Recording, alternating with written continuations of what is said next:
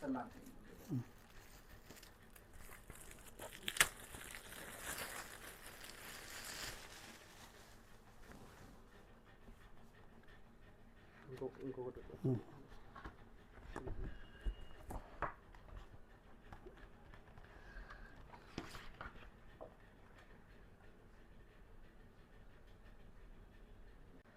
అందరికీ నమస్కారం. నా పేరు కత్తి విజయ్ కుమార్. ఈరోజు ఈ పోస్టర్ రిలీజ్ చేయడానికి కారణం ఏంటంటే హెచ్డి విజన్ ఇండియా మరియు అనంతపురం ఫిల్మ్ సొసైటీ సంయుక్తంగా నిర్వహిస్తున్న, అలాగే మన గౌతమ్ గారు ఈ కార్యక్రమాన్ని నిర్వహిస్తున్నారు. ఆర్గనైజింగ్ చేస్తూ ఈ కార్యక్రమాన్ని ముందుకు తీసుకోవడానికి శతవిధాలా చేస్తున్న మన గౌతమ్ గారికి కూడా మనము ధన్యవాదాలు తెలుపుకుంటూ, ఇంత మంచి కార్యక్రమాన్ని అనంతపురంలో అంటే ఎక్కువ డ్యాన్సెస్, ఫ్యాషన్ పీరియడ్స్ ఇవి జరుగుతుంటాయి. కానీ మన అనంతపురంలో కూడా, మన రాయలసీమలో కూడా అద్భుతమైన సింగర్స్ ఉన్నారు. వాళ్ళకి ఒక వేదిక అంటూ ఏమీ ఎక్కడ లేదు.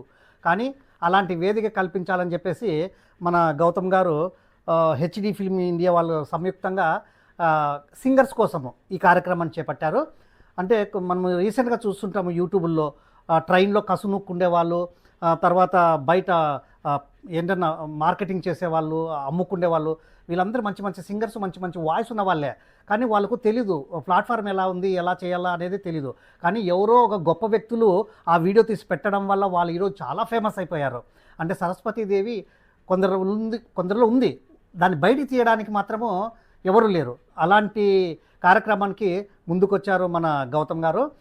కాబట్టి మీరు కూడా ఫస్ట్ విడతగా ఏంటంటే మీ voice, own voice without music, own వాయిస్తో మీరు పాడాలి. ఒక చరణం, ఒక పల్లవి పాడిన తర్వాత, అంటే ఈ జరుగుతున్నాయి సెలక్షన్స్లో, పాడిన తర్వాత మీకు అది ఓకే అయిందనుకోండి, సెకండు మీరు ఒక గొప్ప వ్యక్తి రషీద్ గారు డైరెక్టర్ అండ్ ప్రొడ్యూసర్ ముందర మీరు విత్ మ్యూజిక్తో పాడాలి.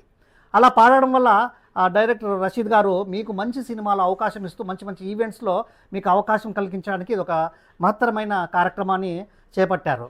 కాబట్టి దయచేసి ఎవరన్నా కానీ మీలో మనము ఎందుకు లేదు, మనం ఎందుకు పాడకూడదు, మనం ట్రై చేద్దాం అని పాడి ముందుకు వస్తే ఏమో మీరు కూడా మంచి గొప్ప గాయకులు కావచ్చు, గాయనీమణులు కావచ్చు. కాబట్టి దయచేసి కార్యక్రమాన్ని మీరు అంటే అందరికీ చెప్పి ఇందులో పాల్గొనేటట్టు చేయండి. ఇప్పుడు 28వ తారీఖు మనకు ఈ కార్యక్రమము జరగబోతోంది.